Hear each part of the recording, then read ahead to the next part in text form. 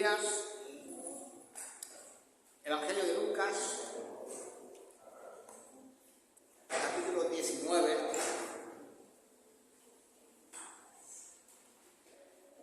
los versículos 38 al 40.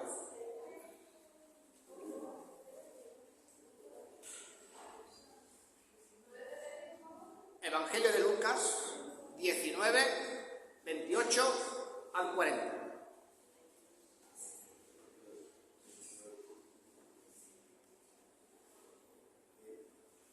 ¿Estamos todos ahí?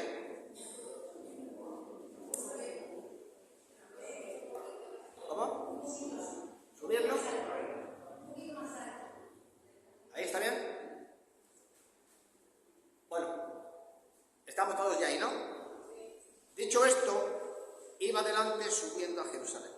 Y aconteció que llegando cerca de Betfagé y de Betania, al monte que se llama de los Olivos, envió dos de sus discípulos diciendo: id a la aldea de enfrente, y al entrar en ella hallaréis un pollino atado, en el cual ningún hombre ha montado jamás. Desatadlo y traedlo. Y si alguien os preguntare por qué os desatáis, le responderéis así: porque el Señor lo necesita. Fueron los que habían sido enviados y hallaron como les dijo, y cuando desataban el pollino, sus dueños le dijeron: ¿por qué desatáis el pollino? Ellos dijeron: porque el Señor lo necesita. Y lo trajeron a Jesús, y habiendo echado sus mantos sobre el pollino, subieron a Jesús encima. Y a su paso tendían sus mantos por el camino.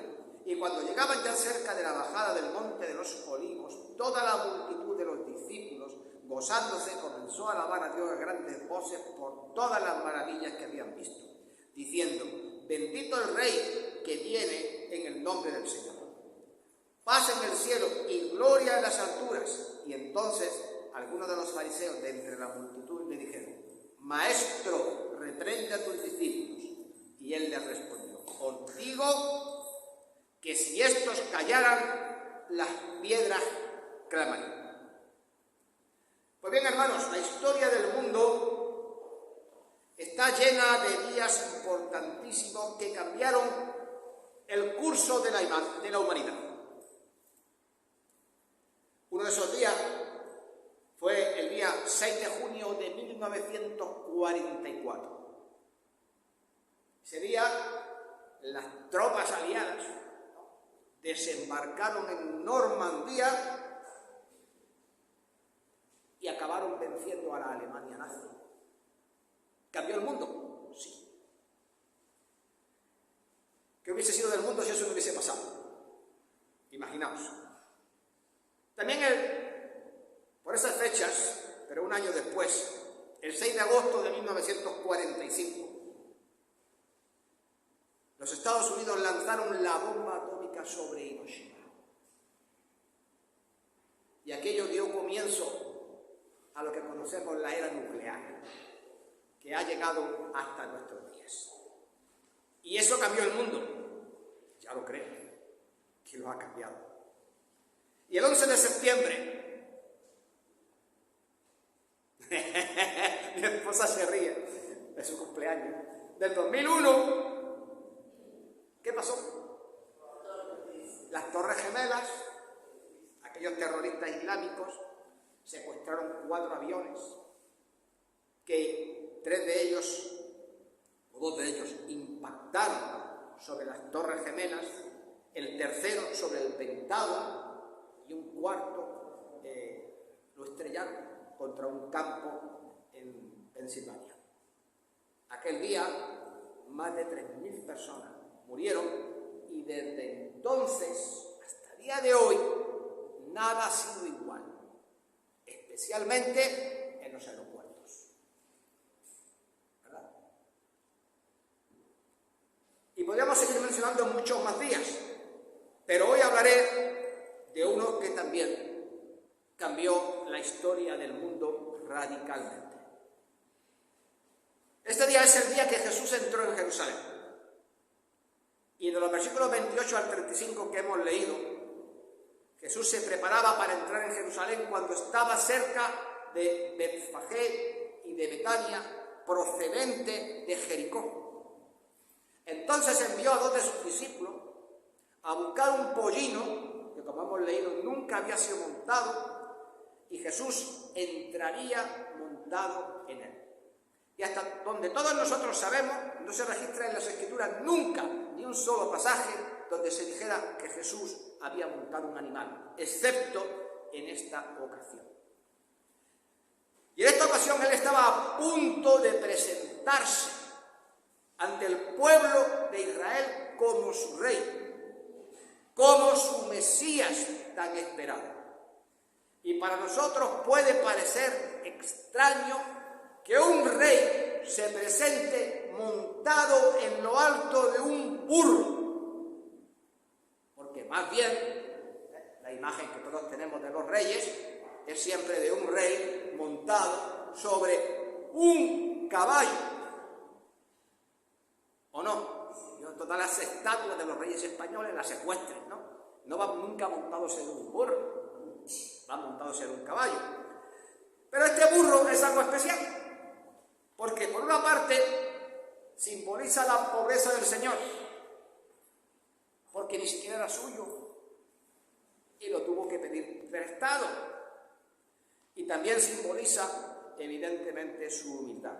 Sin embargo, en Israel un burro, ¿sabéis?, no se consideraba ni mucho menos un animal inferior. Por el contrario, fijaros cómo son las culturas de unos países a otros. Un burro era el animal perfecto para un rey. David, el rey David, ocasionalmente montaba una mula, al igual que también Salomón cuando cabalgó hacia el día de su coronación. Y así, por ejemplo, podemos leer en Primera de Reyes 1:38 que descendieron el sacerdote Sadoc, el profeta Natán, Benaía, hijo de Joiada, los cereteos, los peleteos, y montaron a Salomón en la mula del rey David y lo llevaron a Gión para su coronación. Un rey a lomos de una mula o de un burro en Israel era un símbolo de paz. Pero cuando un rey montaba un caballo, que también los montaban, aquello era justamente todo lo contrario. Un símbolo de guerra. Vengo a luchar. Y en este pasaje, el Señor Jesús evidentemente ni se estaba identificando con David, ni siquiera tampoco con Salomón. ¿Sabéis lo que estaba haciendo, no? Cumpliendo una profecía.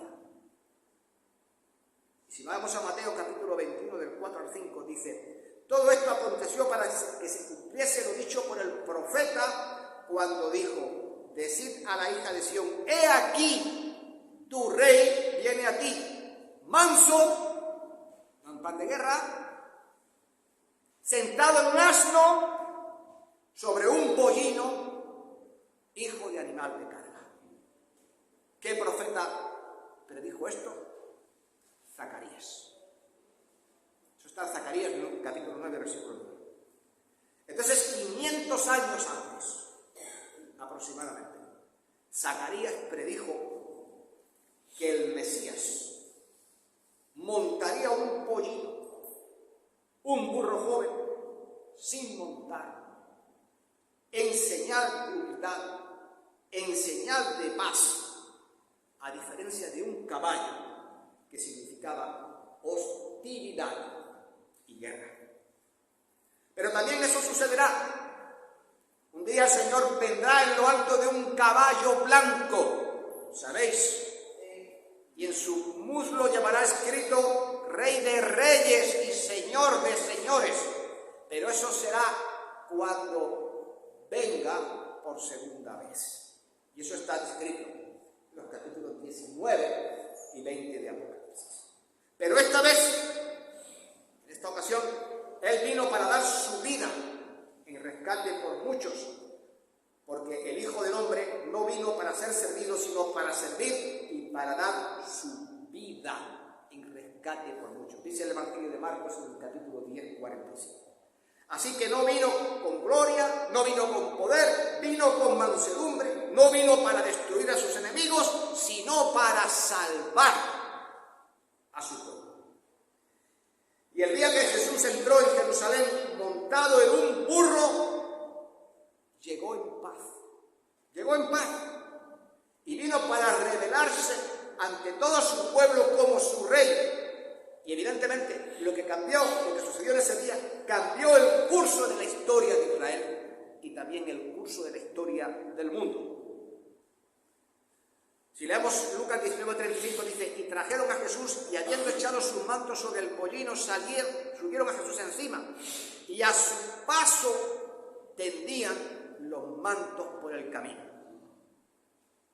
Ya habían traído el burro, ¿no?, de la aldea. Los discípulos levantaron a Jesús, lo colocaron sobre sus lomos, y aunque era un animal que nunca había sido montado, no es normal que si tú le intentas subirte en un burro, en un caballo que nunca ha sido montado, se encabrite, pero no, mira, este animal estaba tranquilo, y Jesús, montado correctamente en el burro, comenzó el viaje desde el Monte de los Olivos hasta Jerusalén. Y a su paso, como hemos leído, la gente comenzó a tender sus mantos en el camino. ¿Sabéis lo que es el manto? La gente pues llevaba, digamos, como nosotros, su ropa interior, su ropa, su camiseta, su camisa, y luego encima solían llevar una túnica o un manto. Porque de esta manera la profecía de Zacarías 9:9 se estaba cumpliendo. Como el rey había llegado, no podemos siquiera nosotros imaginar la emoción y la expectativa que llenaba a los discípulos y a toda aquella gente que estaba siguiendo a Jesús. Y en su entusiasmo, ¿sabéis lo que hicieron? Sacrificar una de sus posesiones más preciadas para dar honor, gloria y honra a su rey. Porque la túnica o el manto era una prenda costosa. Y la mayoría de la gente en aquella época solo tenía una. Y echarla a los pies del burro, con las piedras del camino y con los cascos, ¿sabes lo que puede ser? Que se estropee, que se rompa, ¿no?, que se deteriore. Pero hacer aquello en aquella cultura era un acto, ¿sabéis de qué? De sumisión, de obediencia hacia sus reyes. Y esto mismo que estaba ocurriendo con Jesús, ocurrió con uno de los reyes de Israel llamado Jehú, cuando le coronaron. Y en Segunda de Reyes 9:13 se puede leer: entonces cada uno tomó apresuradamente su manto y lo puso debajo de Jehú en el trono, y tocaron corneta y dijeron: Jehú es rey. Así, para honrar al rey, los discípulos y toda la gente cogieron esa posesión tan valiosa y la colocaron en el suelo para que el burro, no, Señor, fijaros bien, para que el burro donde iba montado el Señor no tocase siquiera la suciedad del suelo. Esto era concederle un gran privilegio, un gran honor, no se hacía con cualquiera, y demostraban su devoción hacia su rey. Y este pasaje, hermanos, nos dice mucho, porque también creo que nosotros tenemos que preparar nuestras vidas para recibir al Señor nuestro Rey.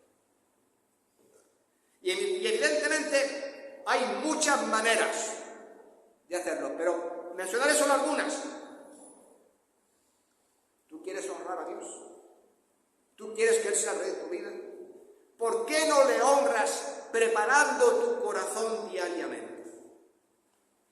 ¿Por qué no comienzas la mañana leyendo la Biblia y orando, pidiéndole que el Señor te guíe en el resto del día para todas las cosas que tienes que hacer?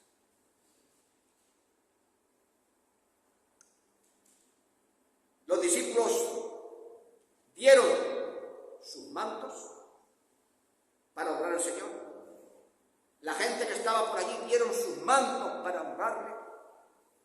Entonces la pregunta que te tengo que hacer a ti en esta mañana es: ¿qué le vas a dar tú? ¿Qué puedes hacer? Gracias. ¿Estás apoyando fielmente la obra del Señor? Porque no se trata evidentemente de dar el manto, pero puedes dar tu tiempo. Y también puedes dar tus talentos para servir al Señor. ¿Se te ha ocurrido alguna vez ofrecerte voluntario para decir: ¿qué hay que hacer, pastor? ¿En qué puedo ayudar? Ahora que me estáis escuchando y hemos tenido el tiempo de alabanza, os dais cuenta que nuestra hermana está enferma. No puede tocar. ¿Sabes qué necesita la iglesia? Un grupo de alabanza. ¿Alguien ha pensado alguna vez: voy a aprender a tocar un instrumento para poder colaborar con la iglesia y ofrecer esto al Señor? Si uno lo pretende, siempre puede encontrar una manera de servir al Señor. Porque asistir a la iglesia cada domingo es solo el comienzo. Hay muchas más cosas que para honrar a tu Dios y Rey puedes hacer. Y por supuesto, cuando venimos al culto los domingos o los miércoles, ¿quieres honrar al Rey? Ora por el culto. Prepárate para venir aquí. Ve con la actitud correcta.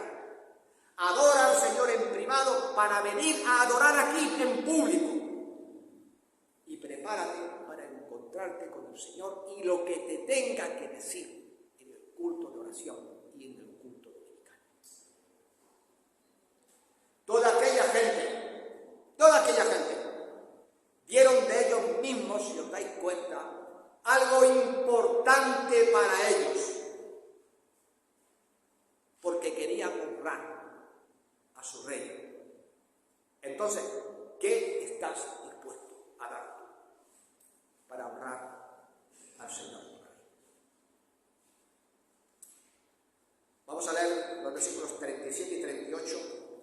Y dice: y cuando llegaban ya cerca de la bajada del monte de los Olivos, toda la multitud de los discípulos, gozándose, comenzó a alabar a Dios a grandes voces por todas las maravillas que habían visto, diciendo: bendito el Rey que viene en el nombre del Señor, paz en el cielo y gloria en las alturas. Como venían de Jericó, tenían que subir al monte de los Olivos, llegar a la cumbre y luego descender el monte para llegar a Jerusalén. Al comenzar el ascenso del monte de los Olivos, toda la multitud comenzó a alabar a Dios con voces de júbilo y le alababan, como dice la Escritura y hemos leído, por todas las maravillas que han visto, para que entendamos, por todos los milagros que el Señor había hecho. Y gritaban: bendito el Rey que viene en el nombre del Señor, paz en el cielo y gloria en las alturas. Y conforme se iban acercando a Jerusalén, la adoración de Jesús se hizo más y más efusiva. Y la gente continuaba extendiendo sus mantos en el camino frente a él, reconociéndolo así como su Mesías y como su Rey, haciendo exactamente lo mismo que hemos leído que hicieron con el rey Jehú. Y ante todo aquello,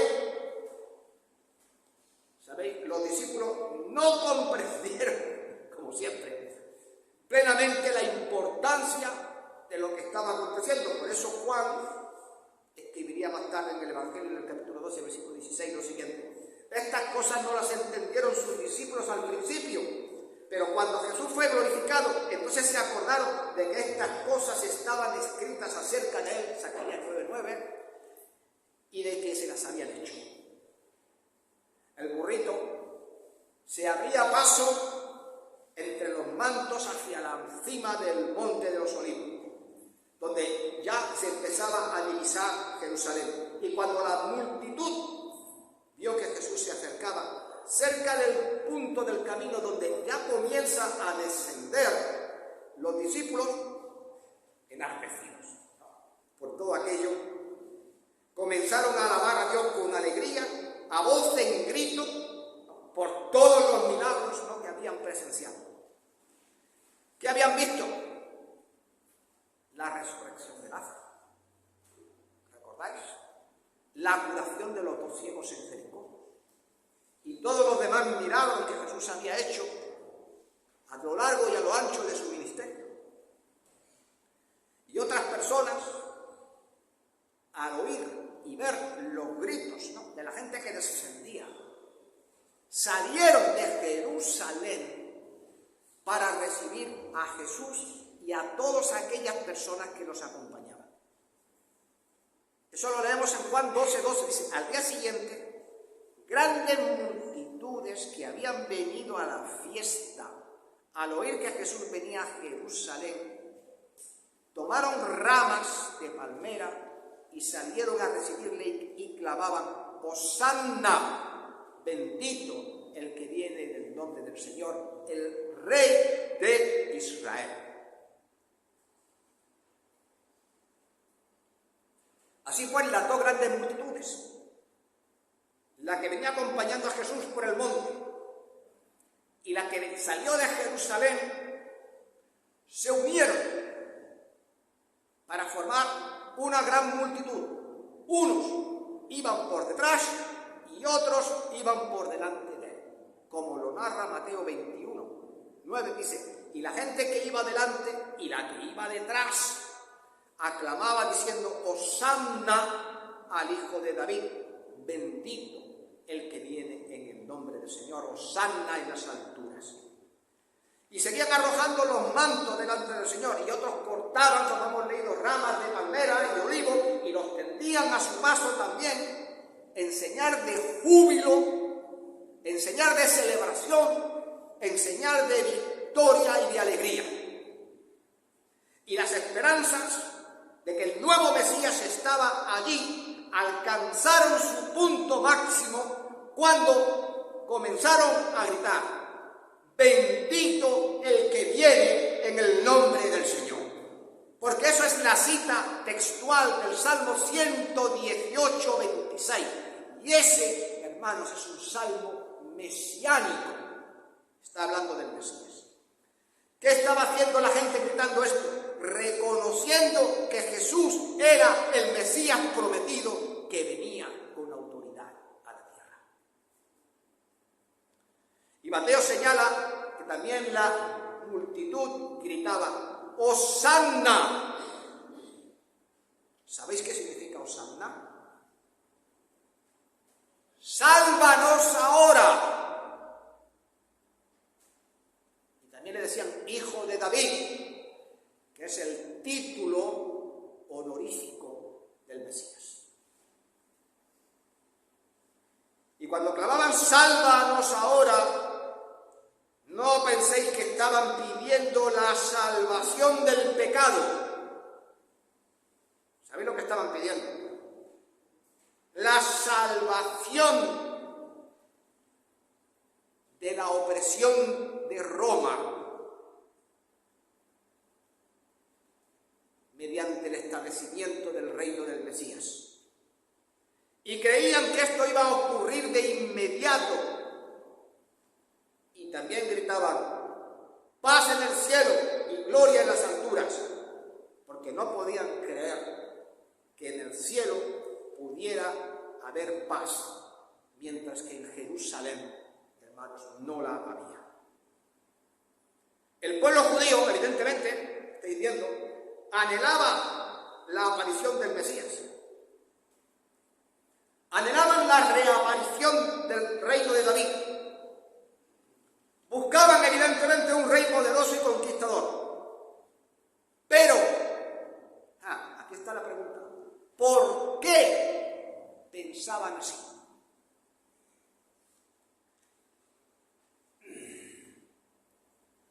Me vais a permitir que hagamos historia. Vamos a retroceder 96 años.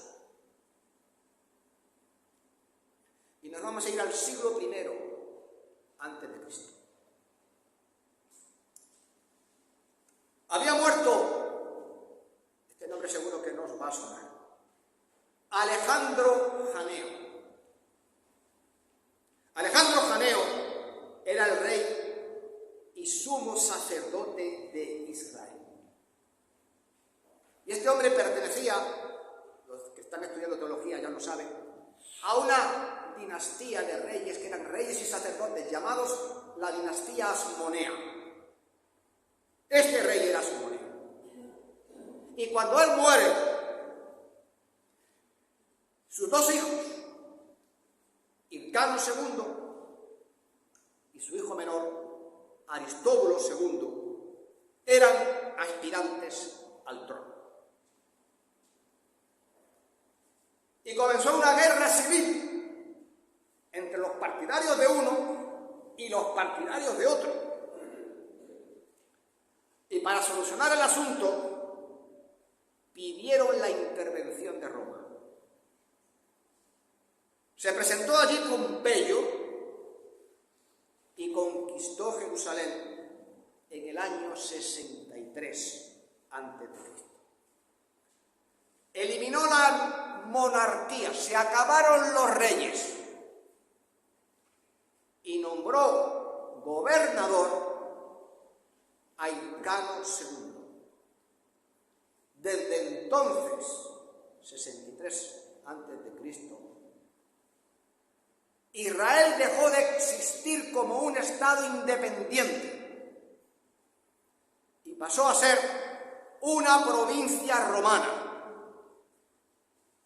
Y ahora, cuando Jesús estaba entrando en Jerusalén, ¿tenía cuántos años? 33. Si estamos en el 63 a.C. y 33 años del Señor Jesucristo, 96 años que estaba bajo la tiranía de Roma, siendo ciudadanos de segunda clase en su propio país. Justamente por eso los judíos no concebían al Mesías como alguien que sufriría y que se ofrecería como sacrificio por el pecado, porque lo que ellos anhelaban era un libertador. Sin embargo, también llegará el día en que los judíos reconocerán al Señor Jesucristo. Eso está profetizado.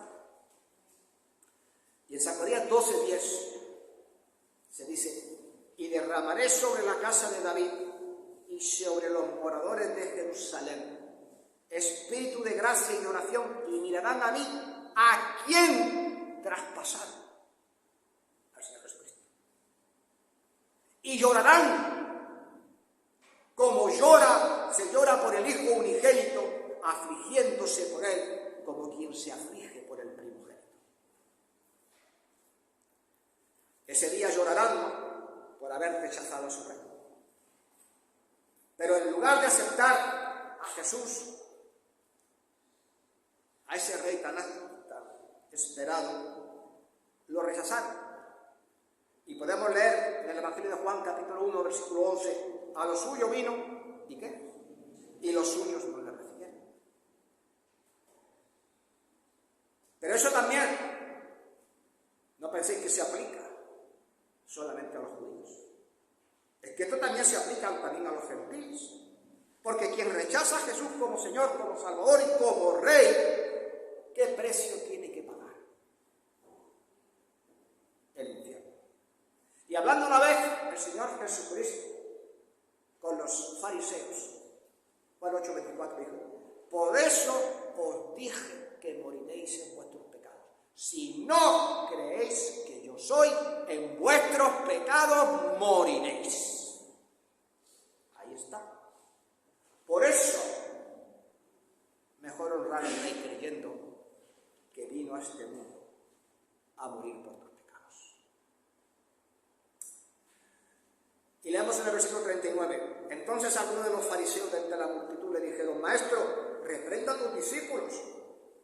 Y él respondiendo le dijo: os digo que si estos callaran, las piedras clamarían.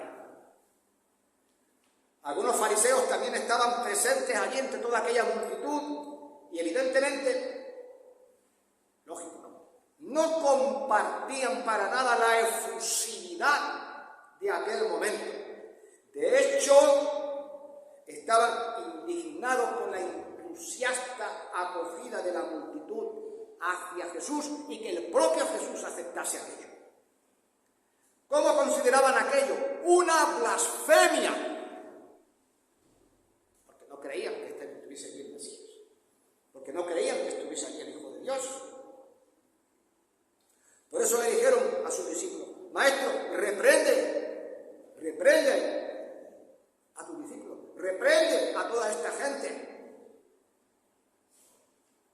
Porque evidentemente, aunque los fariseos eran gente de poder y de posición, ante toda aquella multitud, ¿qué podían hacer? Nada.